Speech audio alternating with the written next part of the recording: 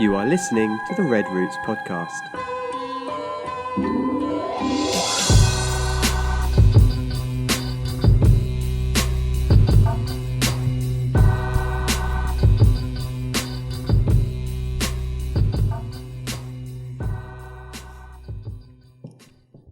Good morning. Good morning. Good morning. Good morning. Reading ridiculous headlines right before we start isn't a good idea. Everybody doing good? Yeah. Well, Yep. Simon got out yesterday. We were all in lockdown. What is it? Strict lockdown for a week. We've been in strict lockdown compared to a lot of you, but for the past week we weren't able to leave at all. Not even on our quote unquote shopping day or whatever. And so that broke, or we finished, or I don't know. We got out of that yesterday and went back to new normal. Not the normal, but new normal. And so you went out. Mm-hmm. It's good to get out. Yep, it was. Got everything you needed. Yep. Saw all the sights. Saw the sights. Through your mask, of course. Yep. Right. Good. Got my dates tomorrow. I don't know. I don't get too excited about leaving anymore because it's just weird and it's uneasy and I don't know. Yeah. And there's so much of different stuff going around here. Yeah. And whatever. And I don't know. It's kind of. Yeah.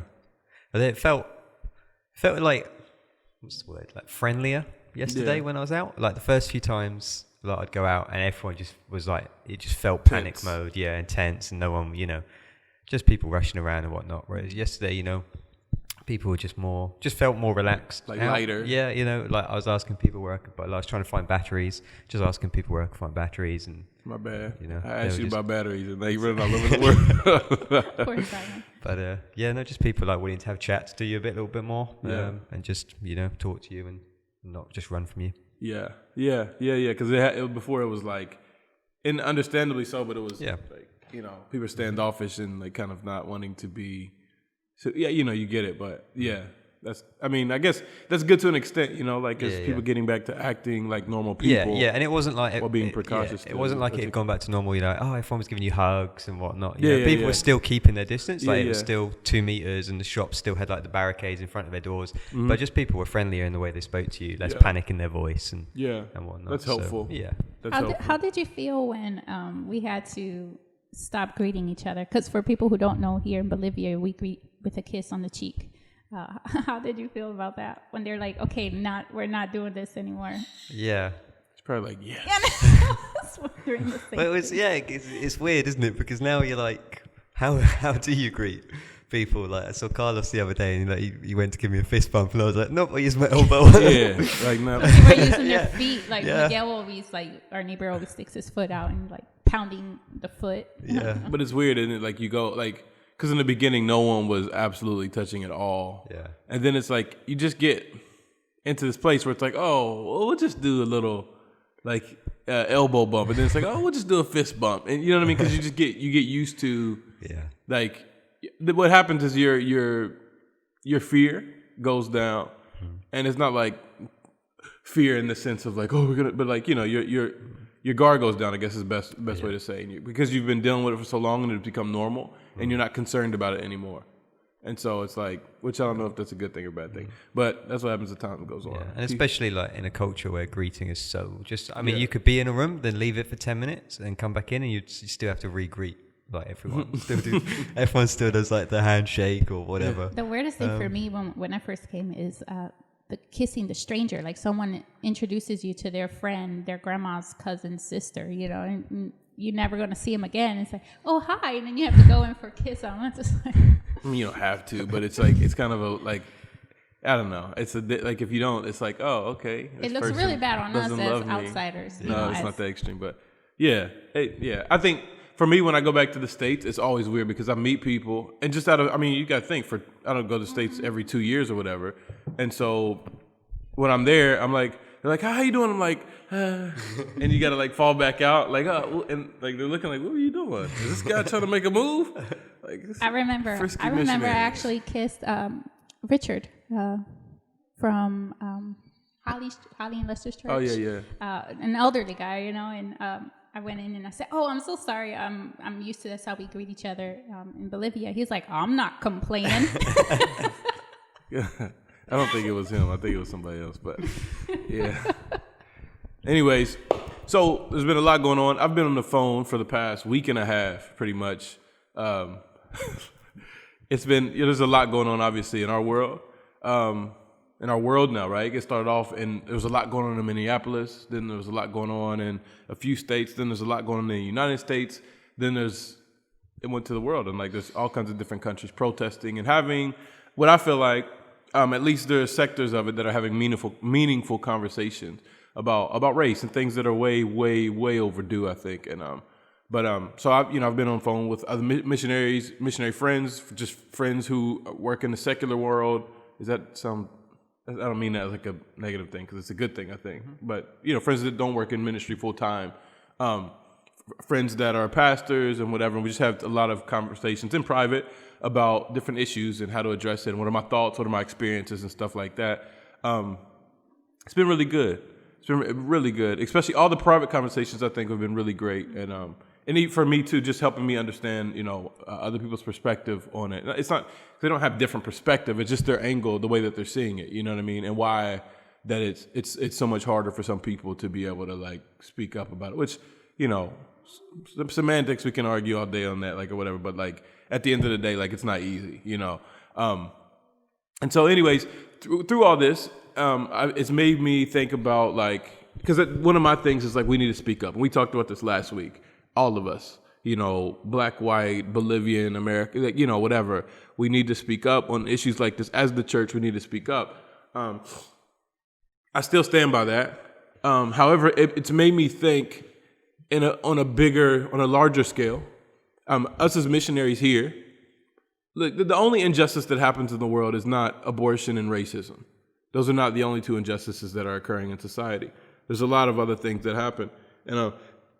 Just thinking in terms of as a missionary, and I don't have an answer, so this is not like a teaching moment or anything like that, but I just wanted to have the conversation. And again, we're probably not going to come to any, that's what we should, maybe, I don't know. But like just to having the conversation as missionaries in a place where obviously, just like the rest of the world, where injustices are not lacking, social, and whatever. What should our level of involvement be? And obviously for us in Bolivia, but as missionaries in other countries. And I ask that because, what's made me think that is because there has been people of color have been putting a lot of pressure on white brothers and sisters in Christ to speak out as they need to. I'm right there. Not putting pressure, but encouraging and pushing like, come on, now it's time to speak up and speak out. And even though it's not your cause, so to speak, like adopt the cause, it is your cause because we're one body. And so, we laugh together, we cry together, we worship together, and so definitely. However, in the context of missions, a lot of times because we've been missionaries for 10, going on 11 years, almost 11 years. Oh, yeah, I think something like that. Anyways, and we have like when Bolivian issues arise, we have we've been, and it's not blaming anybody because I get it. We've been taught on a whole, not by any individual, just by the whole missions thought process in missions world to stand back and stay out of it. And so I do. There are, and we can get to that, right, and talk about details, whatever. However, are we not doing the same thing here? Me specifically, am I not doing the same thing in that I am accusing some of my white brothers and sisters in the United States doing by not adopting my cause? You live here too, and even if you don't live here, you need to adopt this cause.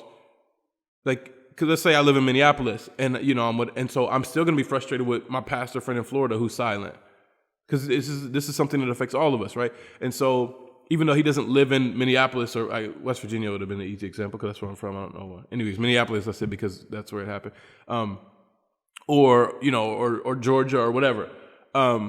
However, we live here, and I'm just starting to rethink. I'm just starting to rethink. That's all I'll say. That's where I am about my level of social involvement. Now, this year I've been way more socially active, anyways. But that's just because there's other things, whatever. But just thinking about our viewpoint of this as missionaries and protesting is the awareness step, right? But there's a lot of steps to go beyond that and stuff like that, and we can get into that later. But I don't know. What are your initial thoughts on that about us being we preach the gospel. We're involved in church, and again, we're all told. So this is no one's fault. And again, I think there's wisdom in telling us to avoid situations to an extent. But it's always done from a good place. I don't think it's ever done from, we just don't, that's their issues. I don't think anybody has that. Maybe a few people, but not for the most part. Then it's not the mentality that they're having, but it's just like, let's not get mixed up in messy stuff. That is kind of like, whatever. But like there are some other things that are black and white issues, no pun intended, but that are, other injustice issues that are very clear, sin, not sin or whatever. What are your initial thoughts of us as, I don't know, you're going to say visitors or, we're not visitors. We live here. We have Bolivian nationality. Me and Melinda and I, that's the right way to say it. Melinda and I do. But I don't know. What are your... Yeah, I think you're right in the sense of, we should be involved. And I think especially, like if you live here, and especially for you guys, you're raising your family here. You got 2 daughters here.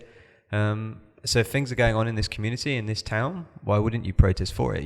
This is the world that your daughters are living in. So why wouldn't you want your daughters as well as your next door neighbor's daughters to have the same rights, to protest the same things, to be safe, and just to grow up in a better community and a better world that they're living in? Why wouldn't you want that for your daughters as well as your next door neighbor's daughters? So I don't see, why would you distance yourself completely from that? I can understand why some church leaders might feel like, I'm going to stay out of this, because, you could go to a march and then someone might see you and say, hey, you're the pastor from this church. And then all of a sudden, your church's name is in the newspaper the next day or on Facebook or whatever. But if you're marching for the right causes, then I don't, you got to be careful. We were saying this yesterday. You have to be careful which marches you go for, and research them. Find out what people are actually marching. Don't just go. Someone knocks on your door and goes, "Hey, we're doing a march downtown," and then you go to it and it's like, I don't know, pro guns or whatever, and in Bolivia or whatever, and that's not actually a belief that you agree with, and now you find yourself at a march that you didn't actually agree with in the first place. So do your research. But if you're marching for a right cause, then what's the issue with being seen at it? That would be my thing. If you're marching against domestic violence or you're marching in favor of better education, then why is that a bad thing that you're seen at that march? There's no controversy in those at all. Right. And the idea is not even to completely avoid controversy, but controversial things of that can kind of go either way. That's an opinion. I do get that. However, and you said something that's key. You said our excuse me, we're raising our daughters here, but then you said also for our neighbors' daughter, and I think not the way, but it is a way that we can I think you can love your neighbor on Sunday, but if on Monday through Saturday you're neglecting your neighbor, you don't love your neighbor, even though you love them on Sunday, but you don't love your neighbor. And so I think we're really good at loving our neighbor at church services and church events or ministry events or whatever. But I think there's other things too. Like if we look at the education system here, specifically to our local school, and it is an absolute joke. And I think we've referenced it before in the podcast of we've gone to the school here and it's like a movie. I mean, it's an absolute joke. And so taking that and seeing that and then not doing anything about it is, in my perspective or my opinion, even it is ignoring an injustice, because that's an injustice. That stuff that's going on at that school is an absolute injustice. I think everybody deserves the right to have education, to be educated, to learn and grow. And now we're not talking about get a master's and doctorate. We're just talking about basic education, math, 1 + 1, 5 × 5. And I don't think they're even learning that at that school. At that school particularly. And so it's like, okay, this affects the kids in our neighborhood, in our area, because they go to that school. And so am I wrong for just being dismissive about, oh, yeah, well, that's just the way it is? Well, yes, I think so. I really do think I am. And this is something, again, I hadn't thought about, because the whole missions idea or perspective is to just we don't get involved in stuff like that. We're here to preach the gospel and blah, blah, blah. And we need to preach the gospel with words. Speaking what it is, it's a message to be declared. It's not something you can necessarily live, because Jesus lived it, which is what we proclaim about. But at the same time, there are implications. No, there are results of living the gospel, and to show that it's taken root, and that's loving your neighbor, and and what the works that James is talking about when he says faith without works is dead, is loving your neighbor. And sometimes loving your neighbor may look like marching or going to organizing, doesn't always have to be a march or protest, but organizing some type of group to be able to confront whatever the mayor or whoever you need to talk to get the problem fixed or focused on, or at least start to take steps to care about, people around here and stuff. And so, I don't know, but what are your initial thoughts on? I think it's absolutely necessary for us to get involved in that as missionaries.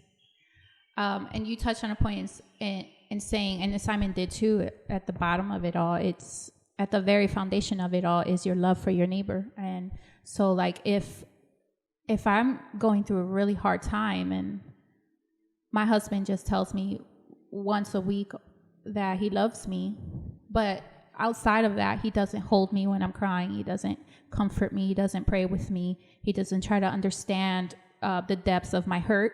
And he doesn't stand with me. I don't believe him. I don't believe his words. And even if I did on Sunday, I still feel it's not a reliable, safe place to go to with my pain, because he either doesn't understand me or doesn't care. Yeah, if you want to get down to the very bottom of it, he just doesn't care. And so I think we communicate so much with our silence, and we communicate a lot with our absence. Mm-hmm. And so when you have a group of people marching for a basic human right, or which no one would agree that education is a right for people. That's in Bolivia. They have a list of rights for children. You have the right to, loving parents, mm-hmm. home, lights, education. But no one argues that, because it's written down. But outside of what's written down, we don't fight for it. And when people do fight for it, we say, "Oh, don't fight for that. You're causing division." And it's like, no, because the voices, we need to.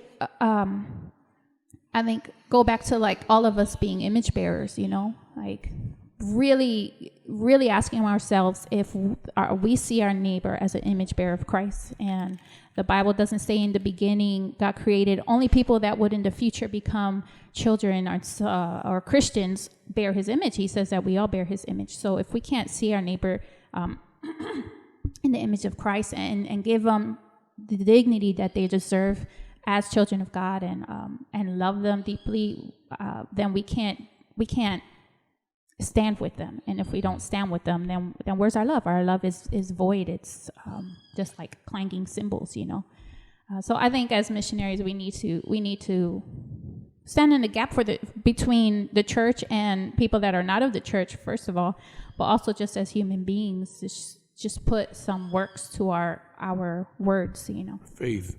Yeah. It's and I think most people I know, at least, that are missionaries, I just think this isn't something that they've thought about, because we've been like in missions, we have all these unwritten rules and stuff, and it's just the way you do it. But if we look back at when those rules were kind of made or written, it was in an age of supremacy, when the missionaries that came saw the people as savages, and they were congratulated for coming and meeting, you lived over there you know what I mean? And it essentially comes from, you lived with those savages for 3 years. I can't believe it. And you literally only came to basically, preach the gospel in air quotes, but tame them is the way that people saw it in their own, from their own point of view or whatever. And so when people would come, and you can read missions books, and they talk about, Brushko is one specifically. He talks about how he was going through the jungle. And he randomly went past this village deep in the jungle, and they had on button-up shirts and stuff. And the people that he's with make a comment about the people, wearing their shirts, and he's like, they all looked all drab and sad or whatever. And they basically became enslaved to the Western ways. And a missionary went there and told them they need to put these shirts on and need to, dress like me and whatever. And that's we have to be very careful in missions, because a lot of our cues that we take and a lot of our ideologies and thoughts are from that period, when that was not. We have some missionary heroes. We have some missionary heroes from that period, but that is not the golden age of. You know what I mean? You have to be very careful, because there's some dark stuff going on in the world at that time, just like there's now. But in terms of supremacy and viewing people as equals, that was not normal, maybe, but not the most likely practice at the time. And so just seeing things from that perspective, understanding that's how the world was, and then like, okay, well, maybe we need to filter all of our missions and kind of rethinking our unwritten missions rules, about why is it that we don't want to get involved in their issues, and why are they their issues if we're brothers and sisters in Christ? If we are, part of the church in their local church here, or our local church here, if I'm a part of this local church, then how can I just say good luck when everybody's going through a tough time and going through their causes or whatever, you know what I mean? Or when, say, a woman in the neighborhood gets raped and the police don't do anything about it, don't even investigate, and which I've been involved in a march like this before. The police don't do anything about it and just kind of let it roll. Like, why would I even think and say oh, that's their issue? I'm just here to preach the gospel. Well, but your gospel, if you're just preaching it and you're not willing to stand with people and love people and, definitely pray with people, visit people, whatever, but also stand with people in their pain and demand justice, because we can do that. These people work for us, the public servants, that we hired them in the voting booth. So we also have the right to demand something from them. And so obviously not in a violent way, but definitely we can make our voices heard. We can march and we can have signs and we can sign petitions, so on and so forth. We can chant and all this other stuff. And so it's hard for me to say that, oh yeah, I'm just preaching the gospel if all I'm doing is preaching on Sundays, but I'm not loving people throughout the week. Because again, I'm not, and we talked about this on our videos on Sundays, I'm not for oh, we'll just love them and they'll ask us about our faith by the way that we love them. That's gymnastics. We're not, that's ridiculous. If we don't preach the gospel with words, the focus is on us. We just do good deeds. The good deeds just point to us. So we do the good deeds that support what we're talking about and really prove and give evidence of the transformation that's taken place in our lives. But that the evidence is worked out through the way that we live, not in just what we say. But the gospel, like I said, is something to be proclaimed. I don't want anybody to misconstrue what I'm saying. It's something to be proclaimed in words, but also something to be, those words that you said and the idea to be walked out. Because we talk about, Romans 1:16 says, I'm unashamed of the gospel, and it talks about it has the power to transform. Well, if it has the power to transform, where's the transformation in you? Oh, look, my tie, my shit, that isn't, oh, I moved here to be with you. That's not, you can move anywhere, you know what I mean? And so you haven't been transformed, but you're telling me it's transformative. And so for me, again, I could be wrong on some of this, but for me, the transformation looks like loving people further along than what you would have done when you weren't a believer. So what we have now, though, is we have people who are non-believers who are willing to stand in the gap with people and to walk and do these things with people and support them. But it only points to themselves. That's a hopeless thing. And so what I'm saying is when we're matched with the gospel of Jesus Christ, we match that with those works. It's not just a march at this point. Now we are loving you and we're proving who we are in Jesus and showing that you have hope in Jesus. And we're pointing to him at the end of the march or during the march and everything that follows up in our discipleship. We're pointing to the hope that we have in Jesus. And we're building relationships with those people and not showing them, I love you, brother, and just saying that every week, I love you, brother. That's great. We need to hear those words sometimes, but also showing them, I'm here for you. I'm here with you. And it's not just about my message that I have. My message goes down to the deep, nastiest of depths that no one sees, down to the rape, to the inequality in school systems, to the, so on and so forth, to the zoning, to the inequality in the way that our streets are taken care of. That, my faith goes all the way to the depths and doesn't leave any stone uncovered of loving my neighbor. And so just really being able to demonstrate that to the people around us, I think is very, very important and even necessary and possibly mandatory, right? And again, I'm not saying every missionary needs to grab their picket, whether it's sign or whatever, and again, we don't adopt any cause, but at the same time, there are causes that are directly related, to injustice. And the Bible is full of, talks about how much God loves injustice. The whole Old Testament is based on God's hate for injustice. That's what's happening. It's going back and forth. The Israelites are taken captive and people treat them unjustly. They're freed. They come to power. They take over people and treat them unjustly, which sends them back into captivity. And it just goes back and forth like that because no one is acting justly, and no one's treating anyone with with justice. And so God, go ahead. No, I'm thinking of a quote. I can't remember the person who said it, but it's a reporter who said that if we can give a negative connotation to a positive word, so he's talking about language, right? Then we can convince evangelicals that anything right is wrong. And I didn't change his words, but I said it in different order, yeah. But that was the message of his what he was saying, and I just look at it because it's like justice is the foundation of what it is to be a Christian. Like from the gospel, like justice is, we're going to get what we deserve, but Jesus Christ did this and took the price for our rasha, right? Our wickedness, our evilness, and then we go back. I just think that as Christians, we throw words around, we throw justice around, we throw love around, we throw transformation around, like you were talking about, but we don't know what it is. Like I remember Roman's preached a series on justice and at church, and my mind was blown. Like I had no idea that this is a theme throughout the gospel, throughout the Bible, justice and righteousness. And it's like, oh, I just thought, it was isolated to like 2-3 scriptures that says to do justice, seek righteousness. But even so, how many times do we ask a believer what is justice? And then we immediately think of what the world has told us justice is. And so that's why a lot of times we're discouraged to seek justice in situations.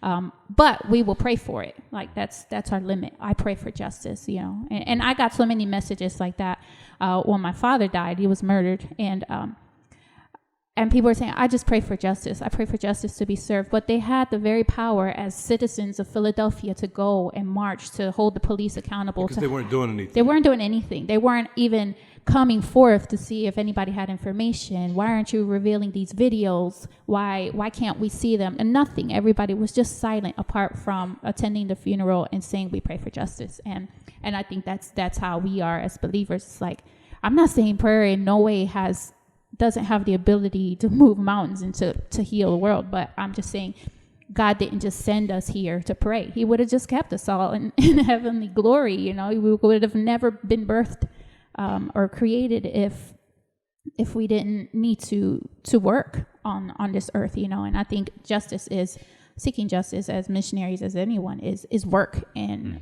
we are not accustomed to work. Which sadly, it's sad, we're not accustomed to hard work. Yeah. I think Christianity and what happens when we give our life to Christ it's an ugly process that it looks ugly, but it's making something beautiful. And it's only ugly because of our sins, not because God hates us or he's punishing us or anything like that. But like we're being renewed and redeemed and sanctified. And so we're going through these processes of growing and conforming to his image. But in the midst of that, too, we're also reaching other people with the gospel and spreading and teaching the gospel. And so we're seeing this. But that requires getting dirty. If you want to help someone out of the mud, you're going to get dirty. And I think we've taken all these justice talks and these love your neighbor talks, and we've made it into this Christian Disney world where it's like everything's pleasant. Yeah, love. Yeah, God. Yeah, and remember that was a thing. People said, "Yay, God," and cheering God on, and just made it this very cute thing. When Christianity is a very, it's not dark. I'm trying to think of the right way to say it, but like it's a dirt. Like you get dirty. You're going to get dirty, and Jesus uses the example of shepherds. Shepherds shepherding sheep and things like that, and that's not a clean job.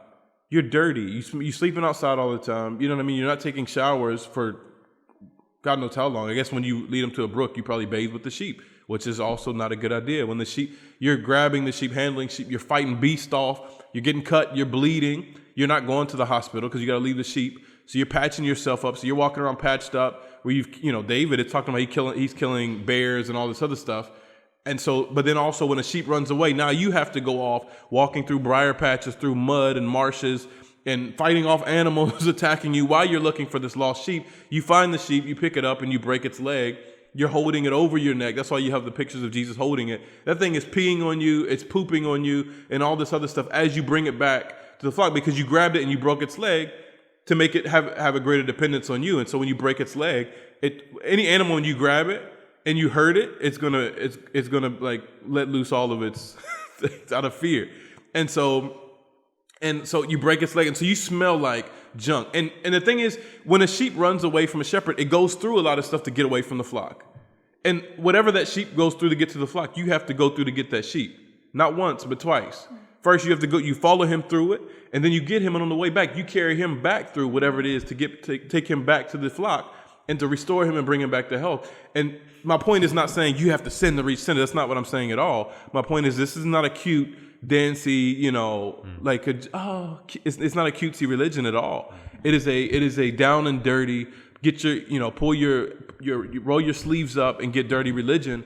And it doesn't look like just coming and doing your Sunday production once a week. That's not what it looks like. You can do your production on Sunday, whatever. That's a different topic for a different day. You can do that. However, if, like we talked about in Amos 5, if it is absent from seeking justice, or even if it is not just not seeking justice, but ignoring injustices, which I guess more or less is the same thing, and ignoring the cause of the poor, then God hates it. God hates it. He absolutely hates our little offering that we do on Sunday. Yay, I gave $1 million in the offering. That's great. But God hates that if you are ignoring injustices and you're not like seeking to help the poor, which is an injustice within and of itself. And so this is a dirty, and injustice is not doing an event once a year. We do a Christmas, show for the neighbors. That's good. But that is not confronting injustices. So so even those of us who are quote unquote seeking justice, or we care about justice, or we love justice, we do one or two little cutesy things a year to try to check it off the list and make it, but there's still things that don't require us to get dirty. And so it's almost like if my daughter falls off a bridge into the water and I have on new shoes and I'm like, oh, she fell in the water. Oh, but I don't want to get my shoes dirty. You know what I mean? At that point, you can have shoes, you can have new clothes, and you should steward and take care of those clothes, just as we should our services and our practices. But there are moments that when something happens that our shoes and our clothes are not important compared to this thing. Yeah. And those things are injustices. And I'm not talking about injustice just on a practical level. I'm talking about the love of Jesus. The love of Jesus is not just a love that exists in eternity. It's a love that begins now, and it carries us to eternity when we accept it and we embrace it and we step into it and fully accept it for what it is. It carries us into eternity. But a lot of times we make the gospel about something that's just for eternity. And so I just want to preach these words to you and read the scripture to you and memorize this verse and memorize that verse, but I'm very absent in the everyday walk. But it's so crazy that we can even get to that point. Because what do you see Jesus doing? He's healing people. That's healthcare. I mean, it doesn't take, you don't have to... It's healthcare. Why is he feeding 5,000 people and then walking away basically saying, they don't really care too much?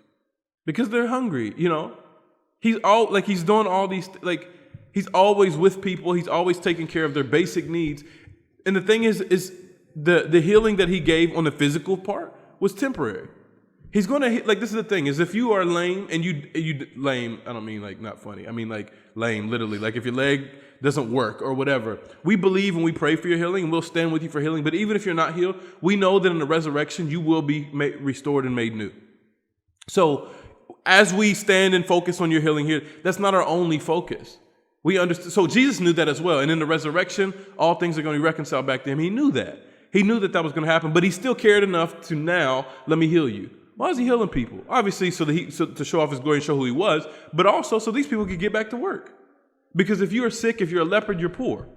You can't provide for yourself and whatever. And so he's contributing to them being able to provide for themselves and contribute to society and have a purposeful life. But in the midst of all that, in that healing that's taking place, in the step of love that's taking place, he's revealing who he is. And he heals those 10 lepers and they all leave. And he says, and one comes back. He said, didn't I heal 10 of you? And that's the thing, is because he's showing his love, but his love, in the fullness of his love, there's an understanding of who he is and what he's done for you, and his grace is sufficient for us, and it carries us all throughout eternity. And so when one guy comes back, he's like, wait, and that's going to happen to us, right? If Jesus helped if he helped 10 people, and 10% of those, only 10% of those people came back, which is one person, That's going to happen to us. We're going to love our neighborhoods. We're going to love our communities. And we're going to do this. And we want them to come to our church. We want them to go to a church. We want them to give their lives to Christ. But sometimes the return is only going to be 10%. And does that mean that, we only do this if we know that you're... No. Jesus knew that those people weren't going to come back to him, but he did it anyway. So because it was a step of love that he took, caring about the well-being of the vulnerable people. And I think, yes, we definitely need to have the gospel on the beginning of it and the end of it. Not this, like, the gospel is not a side, not an asterisk at the bottom. The whole thing should be wrapped in the gospel. However, we can't make the gospel of such an eternal thing that it really is no good here. We're just giving you a ticket to heaven, and that's not what it's about. It's about loving you here and now and for eternity. It's about, yes, all things will be reconciled back to him in heaven, but we don't wait for that. So we seek that now. We pursue that. Now we pursue reconciliation. When we love our enemy, that's what we're doing. We're living as if this has already happened, as if we're already there, even though we're not there yet. In a place, showing an example of who Jesus is in our life and the transformation that's taking place because of the gospel in our lives. So we're doing that and walking that out now because we know that we're citizens of the kingdom, and we're not citizens of the kingdom first. And even though we're not necessarily in the eternal kingdom yet, we live as if we're citizens of there. So we live in Bolivia, and we're Americans. You're English. You still live as if you're an English person living in Bolivia. That's your first citizenship. You're not a Bolivian citizen, but even if you were, you would still be of English citizenship first. That's the way you were raised there, and that's the way we're taught to live the kingdom. And so we do kingdom works here. So what does that look like? It does look like fighting for justice. Not just that, but it looks like fighting for justice, fighting against injustices and seeking justice for the vulnerable and the forgotten and the poor and the ignored and the abused and so on and so forth. That's what it looks like. At no moment is this a cute, yay, religion. I mean, now we've made it that, but that's not what it's about. I think sometimes as a church we separate ourselves from doing those justices and fighting against injustices because we see that the quote unquote world is doing it, and we don't look like them. Want to look like them, right? And so what do? We just, I'm not saying this is wrong, but when there's a need, you ever see people in the church just spread their hand out to the person and pray for them? It's like, can't even walk up to them and pray with them. Yeah. You just stretch your hand out. I understand if it's a big church, but. And I mean, I think prayer is always the right answer. However, prayer was never meant to be used as a cop-out. Mm-hmm. And so I think it's like, man, Simon needs $5 to pay his rent. Oh, let's just stretch your hand and pray. Man, pull out $5, bro. Stretch your hand out and give him $5. Yeah, bro, come on. What are you praying about? Yeah. You have $5 in your wallet. Maybe to that point, I wonder if as Christians, we don't know how to, we know that we're supposed to do these things. We're supposed to love, but how do I love in this situation? Or we know we're supposed to do justice, but how do I do justice? I can't certainly do justice for every single issue in the world. So if I can't do it for everything, then I'm just going to come here, sit back and pray for everything. So, I mean, I remember doing that, having that struggle when we were in the Dominican Republic, and we went there to, start a ministry against sex trafficking, work with girls who were sex trafficked, minors. And I just remember thinking, man, but then there's this issue, and then there's this issue, and then there's this issue. If you try to dedicate your life to doing fighting against all of this, you get worn out. So how do we do it? And I think the response has been not to do it. But define worn out. What do you mean worn out as in just tired, or do you mean worn out as in there's no time to seek things in your own personal life, to seek bucket lists and stuff like that? Well, both. But we're not called. So it goes back to that, right? Mm-hmm. We're not called to bucket lists. We're not called to dream houses and dream cars. I'm not saying you can't have a house. I'm not saying you can't have a car. But that's not if your life is filled with fighting injustices, so filled with fighting stuff and so sacrificial that you don't have time for your dream house, well done, my good and faithful servant. I guarantee it. If you're doing that from the heart of the gospel, not just doing stuff, whatever, but with Jesus at the beginning, Jesus being the source, but Jesus being the resource, but also Jesus being the goal, well done. Even if you live under a bridge your entire life. So, because that's the thing is we're taught with this American Christianity that, we do that. But man, I either have time to work these overtime shifts to save up for the boat that I want, or I can fight against these things that I claim are near and dear to my heart, like abortion. I can't do everything. Just stretch your hand towards the abortion clinics, and then I'm going to go get my boat. This is rich young ruler stuff. This is Christianity 101, but we have hijacked the faith and turned it into a democracy, so we think. That's what we're fooling ourselves. We think we've turned it into a democracy, thinking that we can veto what Jesus has proclaimed and declared and sent us to do, and that we can outvote him and say, oh, you know what, God, but we really want boats. I just really want a walk-in closet. And there's nothing wrong with having those things. That's not my point. My point is if there are injustices taking place that you are ignoring and constantly ignoring, so that you can have these things for yourself, these things that moth and rust destroy and thieves break in and steal. Where your treasure is, there your heart will be also. And so this is who we are, though, right? As Western Christians, this is who we are, and this is what we've even been taught. No one gets up and says this directly, but this is the culture and this is what we get from when we're with our brothers and sisters, because everybody else does this, so we think it's okay to have these like. Our side pursuits are not the personal, and our side pursuits are justice. When justice is never called to be a side pursuit, ever. But we've made that, in my spare time, or if I have some extra time, once a year I'll go to the kitchen with the food, the soup kitchen or whatever, and that's great. Do it by all means. I know you can't go to the soup kitchen every day, and it's not about wearing yourself out physically. It's about what are the priorities of you as a believer. Yeah, I think on top of that, like. A couple of things, going back to what you're saying, people see injustices and they get tired and get worn out. I think that comes from a sense of sometimes when you see injustices and you see things going on around you, or you discover things, you kind of feel like you're like the first person to have ever seen that issue.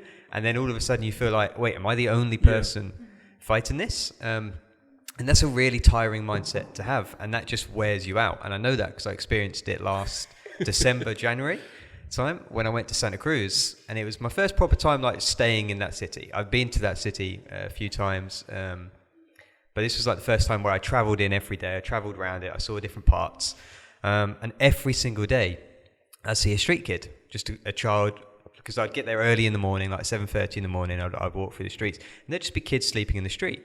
And this is the first time that I'd ever seen kids just sleeping in the street. Like, okay, these kids are actually homeless. They have nowhere to go. Then you see them later on in the day and they just look absolutely out of their heads, whether they're drunk or on drugs or both or whatnot. And you're like, whoa, like, and it hits you so hard. You're like, man, this is a major injustice. I mean, I'm thinking I have to do something about this, but I live in Trinidad and I do this and I do that. I mean, all of a sudden you're so overwhelmed with this whole, I need to do something about this injustice, but I don't know how, because I don't live here, I don't work here, I don't know this city. What do I do?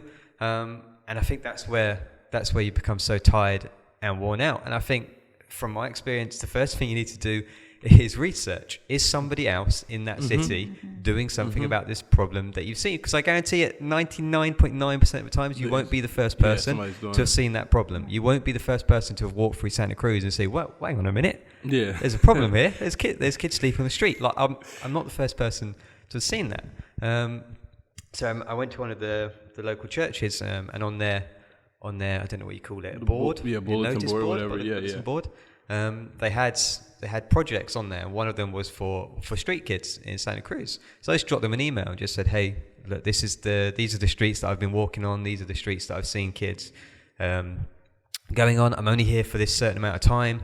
If you need any more information, contact me, blah, blah, blah, blah.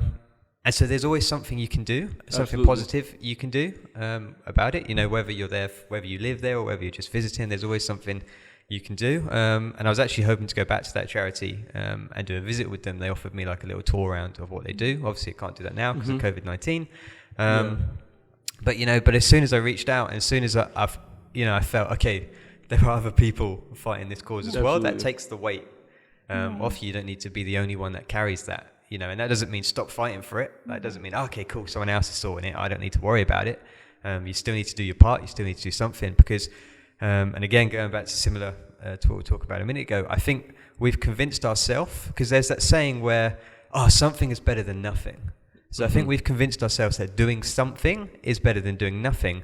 But that often, not always, but that often means that doing something, it often means that doing something hides or takes away from going further or doing the right thing. That's what I'm trying to say. So it's like, if Ramon's going through a problem, I'll bake him a cake. Now that's great. He might really like the cake. But that doesn't mean that we've fixed his injustice of what he's going through. And I think we've convinced ourselves that, if I just do something, if I just reach out my hand and pray, I've done my part, I've done my bit, now I can move on with my life. I think we've convinced ourselves. Minimum. Doing something is better than nothing. Okay, that means I'll do the minimum that I can get away with. I'll bake them a cake. I'll drop them an email. I'll do this. Well, actually, we're called to go further. We're called to do more, as you were saying, like the shepherd example. We are called to go further. We're called to do more than just that one minimal act. And I think it's really easy for us to fall into that mindset of, because this is like a worldwide issue, right? So the UK church has the same issue that the American church has. So this is going to be something, in order to fix, in order to change, it's going to take action. It's going to take checking yourself. It's going to take every person individually going, okay, am I standing up for injustice? Am I doing my part? There's something that just won't. I'll listen to this podcast and now problem solved. If you're going to have to do your part daily. Because I remember, like, you mentioned it really briefly. When we went to Reyes. And on our final day or something in Reyes doing the school's work, they had a march on, and they invited us to the march. It would have been so easy to say, we're not from Reyes, we don't live in Reyes, this is something they can do. But then the more you thought about it, the more you realise it's like, okay, what's the march about? It's a woman that got raped. It's been happening time after time, and the police aren't doing anything about it. And you're like, hang on a minute, that's an injustice. Like, am I not against that thing happening? Like, I just need a nap. You know what I mean? Like, I've been preaching all day. It's really easy to just go try and take the easy way out and just be like, we'll support. We'll pray for you as you're on the march. And again, just we did something, rather than doing as much as you possibly can. I think what people need to understand is that the marches, and why I feel we should be part of marches, depending on their calls, is that, and then just a lot of times as the church, we comfort the victim of the injustice, but to seek justice is to challenge the systems that allow it to happen and to continue to happen, and don't punish the perpetrator or the guilty party or should be guilty, and sometimes in some cases it looks like these systems protect the perpetrator, and so our faces need to be shown in those situations. The church needs to rise up during those situations and say this needs to change, because but I think both sides too are important. We absolutely do comfort the victim and help the victim heal, restore from whatever crime or injustice was taken against them, but also to take it further, like you said, where education comes into play, is knowing who is allowing this to happen, and then confronting that and getting to the root of that, and challenging them for change. Yeah, I think and that's the thing, is Christians should play a key role in these things, and because we have the Holy Spirit inside of us, which definitely reveals to us, and the discernment and things like that reveals to us the deep-seated roots of different issues and things like that. And it's not, I don't mean it like a mystical way of going to the courthouse and the Lord saith unto me, no, they're not going to listen to you. But definitely bringing up stuff that a non-believer wouldn't think about, but they would agree that it's an injustice. Because I think a lot of these systems, it's the same thing, like I talked about, the missionary systems and stuff like that are just ideas that have always existed and no one's even thought about it. We just kind of go along. And I think rules and laws a lot of times are the same way. A lot of these laws are written back in the early 1900s. And so it's times when everybody didn't have the same rights, or women weren't seen as equals, or black people or people of color in general weren't seen as equals. And no one who's been in power has even thought about it. Just because, these are the rules, these are the laws. Think about it. So I think sometimes believers have to see these things and step up and be like, hey, that's not right. This is not how we... And 9 times out of 10, I think if you're going to say something reasonable if you're a believer, but I think they're going to look at it and be like, oh, you're right, that is not, because they're not seeing the world through the same lens that you're seeing it. And so I think that's why it's so important that we be vocal, is because we see things through the lens of Jesus. And we see the world how Jesus sees it. At least that's what we strive to do. We see how Jesus sees things. And so we want people to have basic necessities and, have some type of, to be able to live. We talk about in abortion, everybody has the right to life. It's absolutely right. But that goes beyond the womb, you have a right to live. Now, there's some other rights that you can argue back and forth and whatever, but everyone has the right to live, which means you have the right to eat, and you have the, so there's a lot of different things there. But I think we are the ones that should be at the front line of this, like saying, wait a minute, no, especially with some of these old ways of thinking and definitely challenging it, and not in a belligerent type of way, but in like hey, this is it, and having meetings. Definitely, if you can, have meetings with the mayor and with the mayor's office and whatever. That's what, we were planning to do before all the stuff happened and we couldn't even leave the house. But anyways, but getting involved with the government and trying to work together with them instead of always being against them and preaching against. I saw a video last week about, there's a big church, and there's, with all the COVID-19 stuff and the quarantine, and the government was saying that, I don't know what the numbers are, but you can only meet a certain, and the guy got on stage the first week that, they had service and basically spent what seemed like the whole time just going after the mayor. And first, it's not even the mayor's fault. Like, he's not even making that call. But second of all, he's like, you just want the church to be shut down because you're liberal and stuff. And it's like, no, that's not. Listen, if they wanted the church to be shut down, the church will be shut down. Let's make no bones about that. So there's no way, we just want the church to be shut down only to be reopened later. That's not, they're just thinking, they're not thinking from perspective of the kingdom of God, obviously, but they're trying their best to help. And so I think having meaningful conversations and gaining influence with, government offices and stuff like that is a big deal, and I think, and we should look for peaceful ways to find solutions in those instead of always just looking to march. March. And have you even talked about it yet?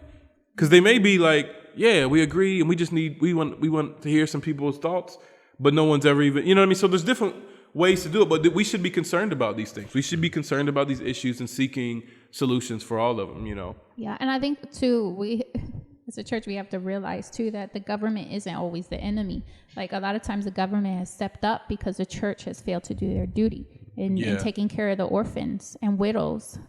You have government ran orphanages, you have government widows receiving funds or stipends on behalf of the government because their husband died and can't support their children. But we criticize that. Oh, look at the state of this orphanage. Look at this. But the problem is because they don't have the love of Jesus in them to go to the deepest depths to provide all the needs. So they're doing the bare minimum. However, they're doing the bare minimum because no one else has stepped up, and we're called to take care of the widow and the orphan.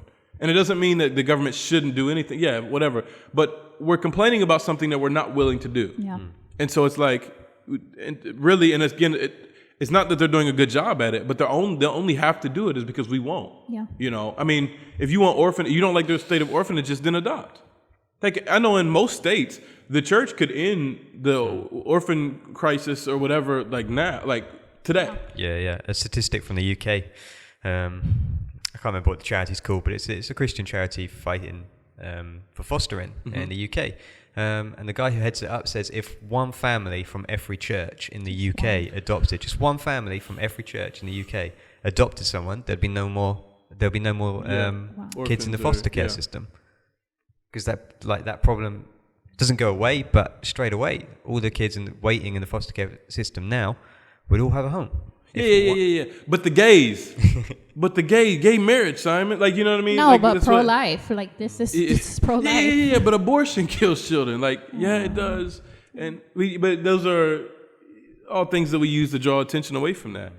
So that's not you said one family from each church. That's not even doing the bare minimum. Just one family. That's not even trying. Just one.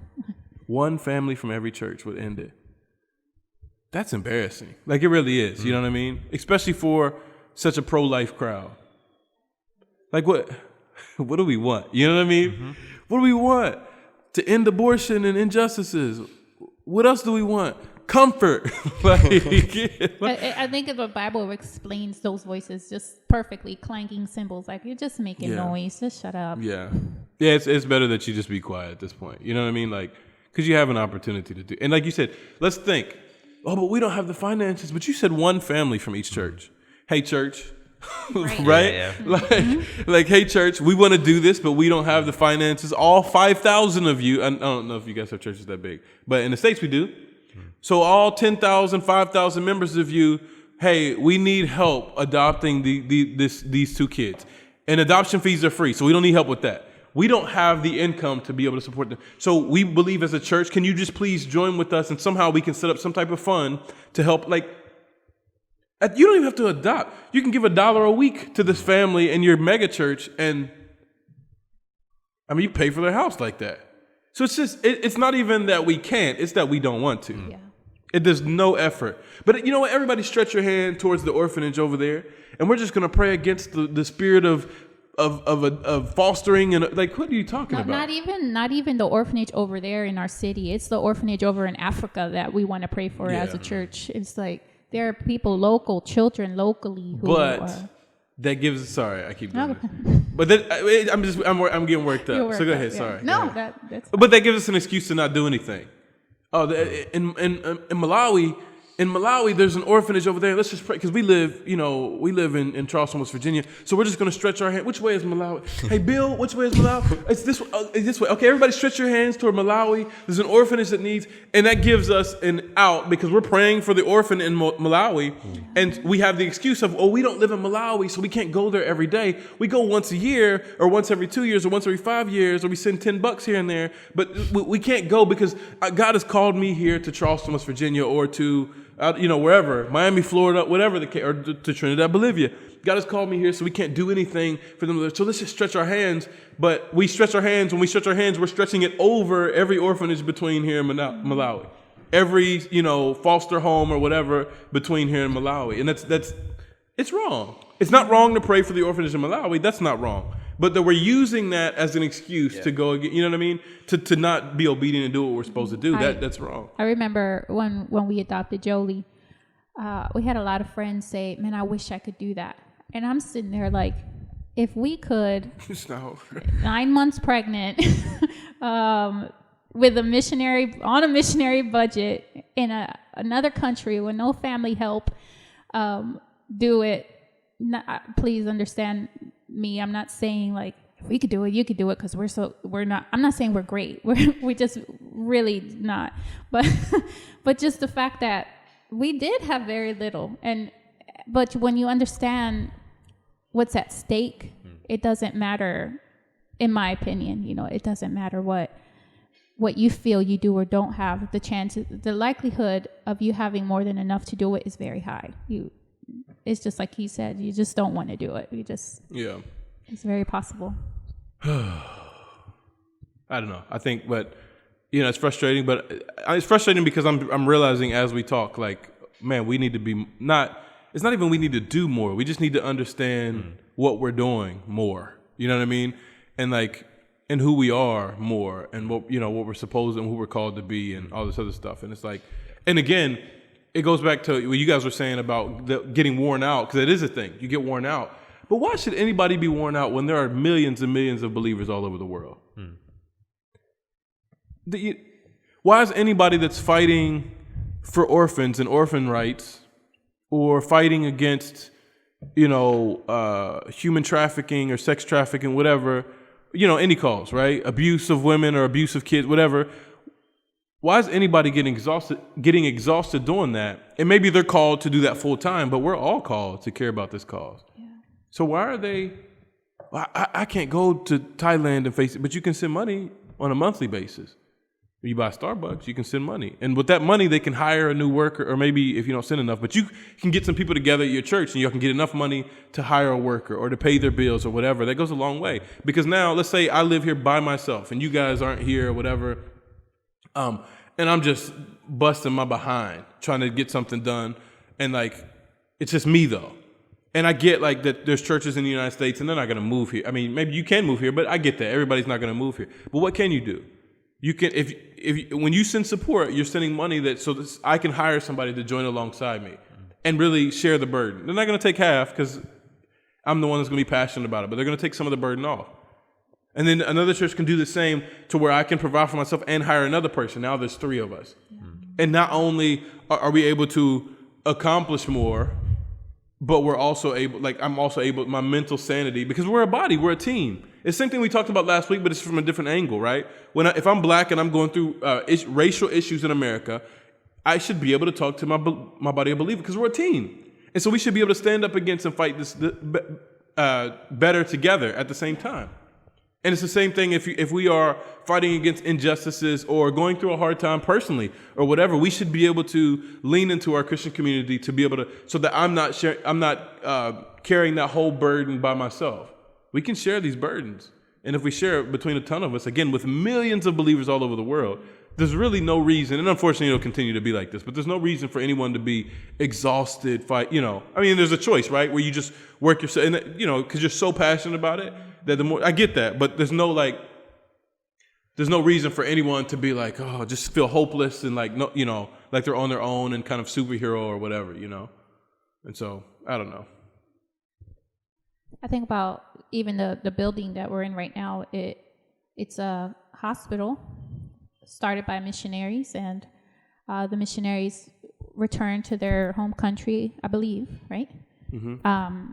And right now, a Bolivian is running it, but a Bolivian doesn't have the funds that the missionary may have had, because the missionary was able to advocate for the needs, how much the community actually needs this place, how the community needs the nurses at a lower cost than what other hospitals would charge them, because there's poverty here, and so it's offering an option for healthcare, for people to stay healthy, get healthy, be healthy, for people just to live, and to see the lack of support that it gets from the church, right? Because I do believe that it was started by missionaries, so has been supported by believers.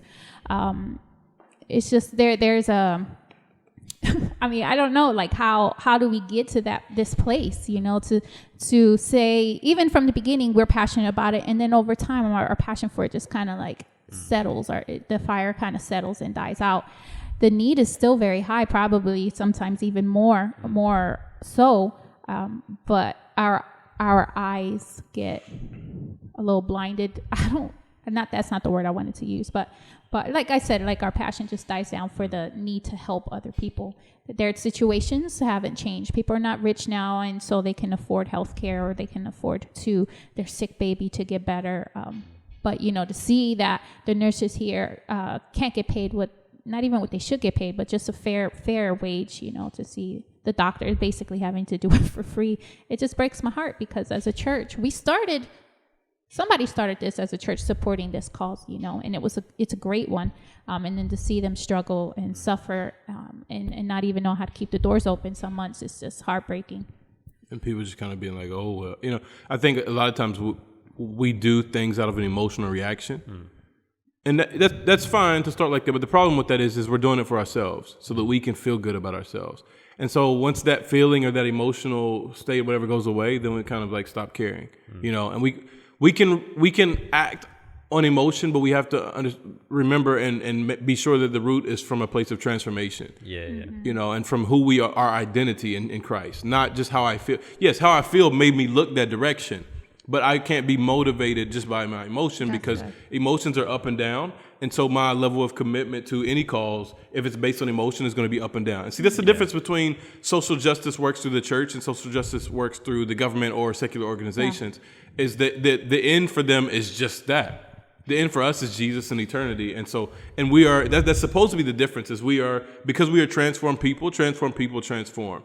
And transformed people are patient and understand that regardless of the circumstances or how I feel, I can still passionately pursue this as Jesus passionately pursued me when he was on that cross. Mm-hmm. And so we have to see from that place. But in the midst of all this too, I think we can lose, when I think some people, they don't lose interest, they just lose hope.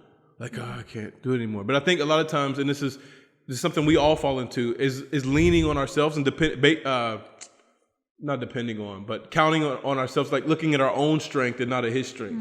And this goes back to what you were saying a minute ago, is like, there's a fine line there, because a lot of people say, I'm just going to trust in the Lord, and use that as an excuse to do the bare minimum, right?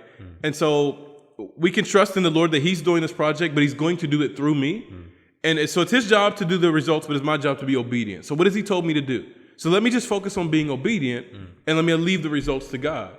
And it's going to work out in that way. Not saying if I don't do this, nothing will happen, even though initially that's a good stance to take because you can always throw it on somebody else. However, that's putting hope on yourself and your own ability to be able to do things.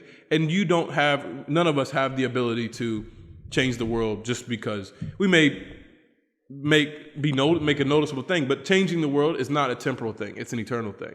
And so we don't have the power to do that. It's only the gospel of Jesus Christ that has the power and the ability to do that. So through that, in Him we live, in Him we move, and whatever. And I forget the rest of the verse. And have our being. And have our being. Like, so we do everything in Him, and we're seeking His good and His kingdom and to build His kingdom. But we're not doing that apart from Him. We do that through Him, and really trusting on Him and seeking God in prayer of like, hey, and not as an excuse. Some people have been praying for 10 years about what to do about something, and it's just turned into an excuse for not doing something. And that's not what. So there's a huge balance in between that of like taking it all on yourself and thinking that it really depends on you, because it doesn't. You're not a superhero. But at the same time, stepping back and say, well, it just depends on God and whatever. Neither are right. Well, I think a good example would be the parable of the not the sower, the parable of the parable of the three guys. They were each talents. The parable of the talents. Yeah. They were each given a certain amount of talents, and they were called to steward it. And one man said, well, this depends on me. And if it depends on me, I'm going to lose it all. So let me just bury this. And when Jesus comes back, I'm going to be able to offer this back to him. And it was a terrible mistake on his part. And I see us doing that. We just say, God, you've forgiven me this, and it's not enough. I'm going to end up, I don't know, wearing myself out or losing my mind or not making a difference at all. So let me just hold this here. And when you come back and say, look, God, I offer this to you, and God's like, that wasn't what I called you to do. That wasn't the result I was looking for. But to your point, it's like we do rely on God for the outcome, the fruit, the progress, the change, the heart change, but also we do have to put in and steward what God gave us to see change. Be obedient, Exactly. Be obedient. I think like the number of times that I've read stories of people who have started charities or who are leading projects now that are like global, worldwide, or things like that, and you hear their stories, and all the time it starts with them seeing an injustice and crying out to God, like, oh God, what are you going to do about this injustice? What are you going to do about this? What are you going to do about that? And I've read so many times the answer that came back to these people was God saying to them, I have done something about it. I made you. I called you to do it. And so many, I mean, like the charity that I love, Compassion, charity that, you sponsor kids to go through schools and things like that. He saw a need. He saw a thing. He was like, God, why don't you do something about it? And God was like, I did. I made you. And so he did something about it. And I think so often we have that mindset of, oh man, God, why don't you do something about it? And then as soon as we say that, we kind of go in a corner and go, please don't say me, please don't say me, please don't say me. Because, you want God something to do about something. You want God to do something about it without actually you having to do something about it. Yeah. I think that's the mindset that we need to change. Yeah, absolutely. Like, here I am, send me, kind of move into that. Like, hey, what is it that you want me to do? How can I be obedient? Even on a more specific basis, or in a more specific way to what you've called me to do, or what have you called me to do? What am I passionate about? There's a lot of. I heard an example one time about, it was talking about how God doesn't make chairs and tables. God makes trees. We make chairs and tables, and so like a lot of times we pray for chairs and tables. God, give me a chair. God, give me a table. God, give me a chair. Give me a table.